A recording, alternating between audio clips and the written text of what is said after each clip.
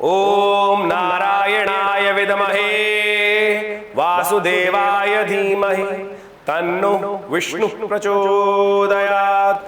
नमस्कार, स्वागत है आपका आचार्य वाणी में। देखिए, ये जो गायत्री हमने अभी उच्चारित करी, ये है विष्णु गायत्री।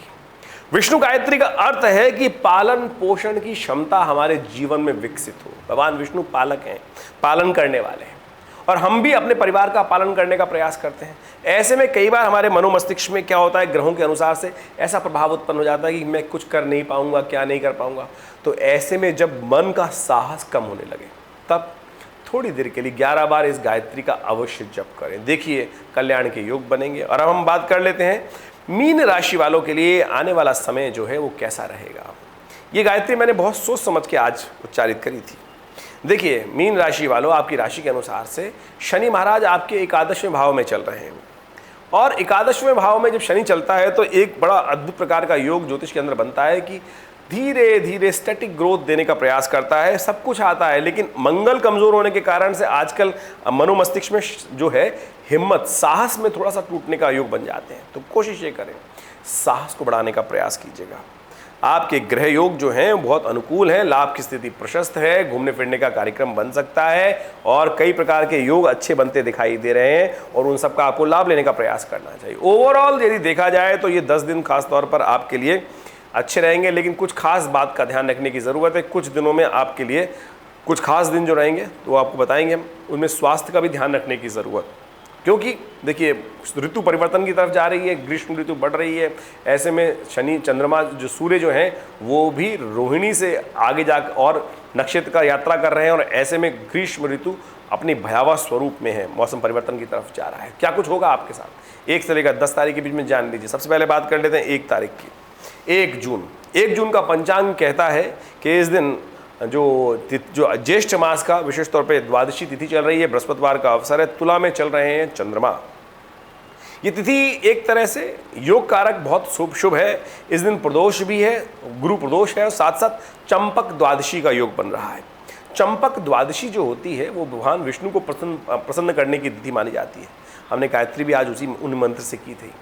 चंपक द्वादशी का भगवान शिव को, यदि शिव को भी चंपा के पुष्प अर्पित किए जाने चाहिए, और भगवान विष्णु को भी चंपा के, कृष्ण जी को भी चंपा के पुष्प अर्पित करने चाहिए। इन दिनों चंपा के पुष्प बड़े सुंदर तरीके से खिल रहे होते हैं। कहा जाता है कि इसके द्वारा भगवान के सौंदर्य में निखार आता है, और आपके मनोमस्तिष्क बुद्धि में भी उसकी सुगंध, जो भीनी भीनी सुगंध होती है, वो पॉजिटिव चेंजेस लाने के योग देती है। तो चंद्रमा का योग आपकी राशि के अनुसार से आज जो चल रहा है वो आपके अष्टम भाव में चल रहा है। वैसे तो बृहस्पति के साथ गजकेसरी योग बना रहा है, घूमने फिरने में और फालतू कामों में बहुत ज़्यादा धन खर्च होने के योग बन सकते हैं, लेकिन आगमन की स्थिति भी बनती दिखाई दे रही है। तो यानी दोनों स्थिति ठीक है, इसलिए लीकेज को बंद करें, बेकार के खर्चों को कम करें, तभी आपके लिए अनुकूल रहेगा समय। उपाय, भगवान शिव का ध्यान, गुरु प्रदोष है तो इससे बढ़िया क्या हो सकता है। इसलिए ब्राह्मणों के द्वारा उनको दान करें, और उनके द्वारा भगवान का अभिषेक कराएं, रुद्राभिषेक कराएं, नमक चमक से कराएं, साधारण पाठ कराएं, और दूध से भगवान का अभिषेक करें। केसर युक्त दूध से करना सबसे शुभ रहेगा। 2 तारीख की हम बात कर लेते हैं, 2 जून की। तो उस दिन त्रयोदशी तिथि है, और साथ साथ शुक्रवार का अवसर है, और ज्येष्ठ का महीना चल ही रहा है, और इस दिन वट सावित्री व्रत आरंभ होता है। देखिए, स्वास्थ्य का ध्यान रखना सबसे पहले सबसे आवश्यक है। चंद्रमा थोड़े स्वास्थ्य के लिए आज कमज़ोर हैं, तो ऐसे में थोड़ा ध्यान रखते हुए काम करें। और साथ में वट सावित्री व्रत भी है आरंभ होने के लिए, तो वट वृक्ष के नीचे जाकर थोड़ा सा पुष्प, थोड़े काले तिल, एक दिया वहाँ प्रज्वलित करें, और फिर भगवान यमराज जी का ध्यान करते हुए उनका पूजन करें, महामृत्युंजय मंत्र का जप करें। ये बहुत शुभ रहेगा। और कहा जाता है कि इस शुभ व्रत का जो व्रत इत्यादि उत्सव आते हैं, मनोमस्तिष्क से एकाग्रचित होकर इनका लाभ लेना चाहिए। आपके ऐसे शुभ मुहूर्तों में एक छोटा सा किया गया कार्य कई प्रकार से कई गुना अधिक आपके पुण्यों को बढ़ा देता है, और जो पाप जो हैं, क्षय हैं, जो आपके कर्म करने हैं, जो गलत कर्म है, वो उनको प्रभाव को शून्य कर देता है। तो कोशिश करें इन शुभ तिथियों का लाभ अवश्य लेने का प्रयास करें। ग्रह अनुकूल हैं, आपके समय अनुकूल है, कोशिश करें ऐसे में गौ सेवा करते हुए कार्य करें, और विशेष तौर पर आपके लिए आमदनी के बढ़ाने के रास्ते बन सकते हैं। कन्या पूजन करना भी, कन्याओं का विशेष तौर पे कुछ उपहार देना, उन चने इत्यादि, हलवे इत्यादि का उनको प्रसाद देना आपके लिए बहुत शुभ रहेगा। इन सब का उपयोग आपको करने का प्रयास करना चाहिए। केवल मंगल को प्रशस्त करने का प्रयास करें, उसकी हिम्मत बढ़ाने का प्रयास करें। मंगल के निमित्त हनुमान जी का पूजन भी कर लें, वो कल्याणकारी रहेगा। वहीं 3 जून की बात करें तो उस दिन चतुर्दशी तिथि है, साथ साथ सत्यव्रत भी उस दिन रहेगा। चतुर्दशी की शाम को पूर्णिमा का आगमन हो जाएगा। इस दिन शनिवार है और साथ साथ ज्येष्ठ मास के कृष्ण पक्ष की चतुर्दशी, शनिवार, साथ साथ सत्यव्रत एक साथ पड़ रहे हैं। तो ये सब बड़े कल्याणकारी उत्सव बनाते हैं। भगवान का ओम नमो नारायणाय का जब मंत्र जप करते हुए उनका ध्यान करें, उनका पूजन करें, आपके लिए स्थितियां शुभ होने के योग बनेंगे। ग्रह योग विशेष तौर पर चंद्रमा परिवर्तन की तरफ जा रहा है सुबह सुबह, और जब सूर्य उदय होगा तो उस समय बृहस्पति जो चंद्रमा जो है वृश्चिक राशि में प्रवेश कर चुके होंगे रात्रि के समय। तो ऐसे में जो योग बनेगा वो थोड़े आपको वो खर्चे बढ़ाने के योग बना सकता है। तो आपको ध्यान रखना है कि आपके बेकार के खर्चे आपके पल्ले ना पड़े। आपके अंदर धर्म का उदय अवश्य होता दिखाई दे रहा है, लेकिन एक बात का ध्यान रखिएगा, धर्म के अंदर भी बहुत सारे लोग अच्छे भी होते हैं, बहुत खराब भी होते हैं।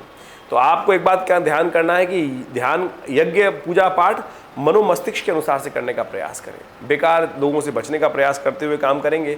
आपकी सरलता कहीं आपके भारी ना पड़ जाए। आपका सरलता से किसी पर विश्वास कर लेना कहीं आपके लिए नुकसानदायक ना हो जाए, इसलिए बहुत सोच समझकर किसी व्यक्ति पर विश्वास करें। अच्छा ये होगा कि धर्म ग्रंथों का अध्ययन करें, अवलोकन करें, भगवान का स्तवन करें, वो आपके लिए कल्याणकारी रहेगा। सत्यनारायण का व्रत है उस दिन, क्योंकि शाम को पूर्णिमा है, तो ऐसे में सबसे अच्छा ये है कि व्रत करें, ओम नमो नारायण का जप करें और खुद ही कथा का पाठ कर लें, शालिग्राम जी का पूजन कर लें, उनका चरणामृत ग्रहण करें, कल्याण होगा। अब बात कर लेते हैं हम पूर्णिमा की। ज्येष्ठ पूर्णिमा पड़ रही है 4 जून को, और उस दिन ज्येष्ठ की पूर्णिमा जो होती है वो बहुत ही दान पुण्य का लाभ देने वाली होती है। दान पुण्य से आपके पुण्यों को बढ़ाने वाली होती है। इस दिन शास्त्रों में वर्णित है कि जल का दान करना चाहिए।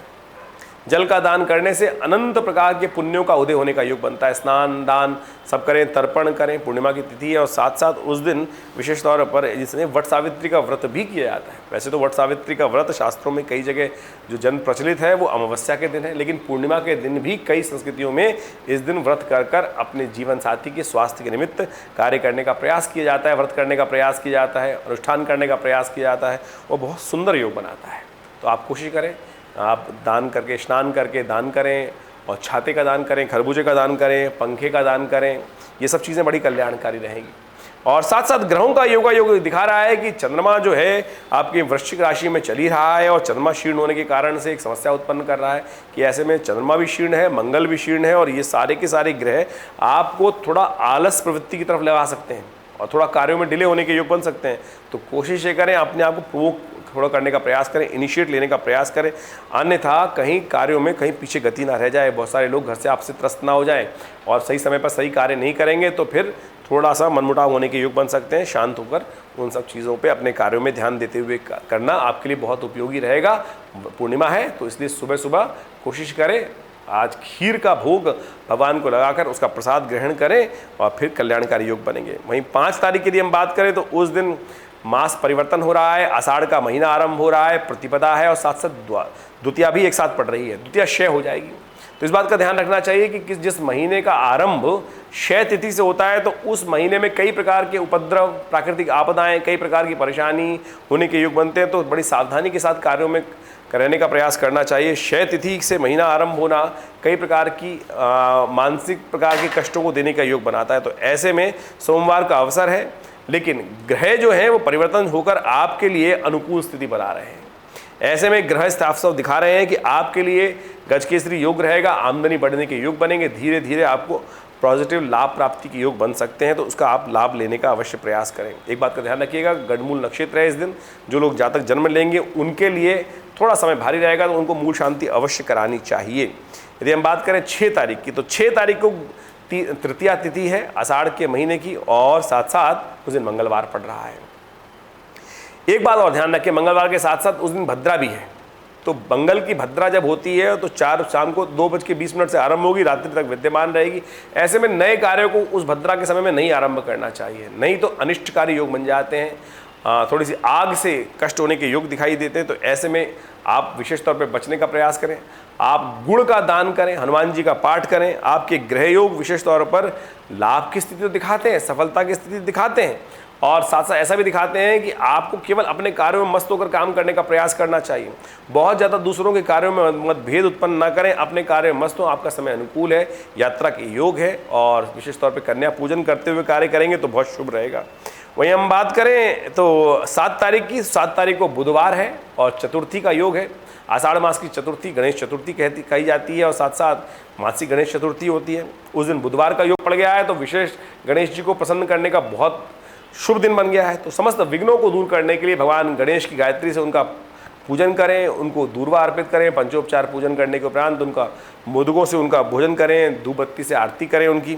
और साथ साथ उस दिन बुध भी परिवर्तन की तरफ जा रहे हैं, बुध आदित्य योग बनेगा, और बुध आदित्य योग विशेष तौर पर आपके लिए बड़ा अच्छा रहेगा।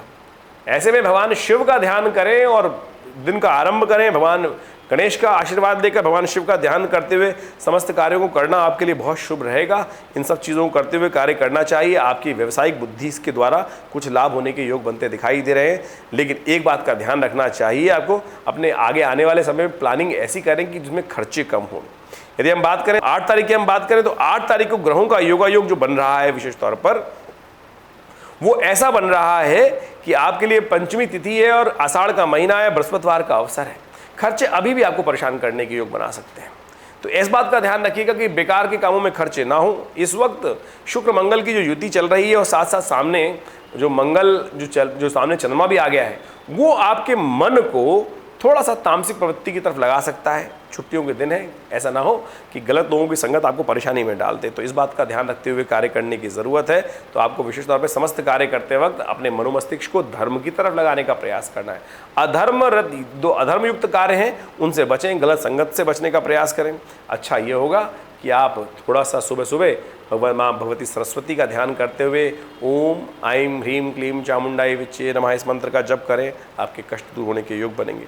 9 तारीख की यदि हम बात करें तो उस दिन शुक्रवार है, षष्ठी तिथि है, आषाढ़ का महीना चल रहा है और चंद्रमा परिवर्तित होकर आपके 12वें भाव में चले गए हैं शनि के साथ।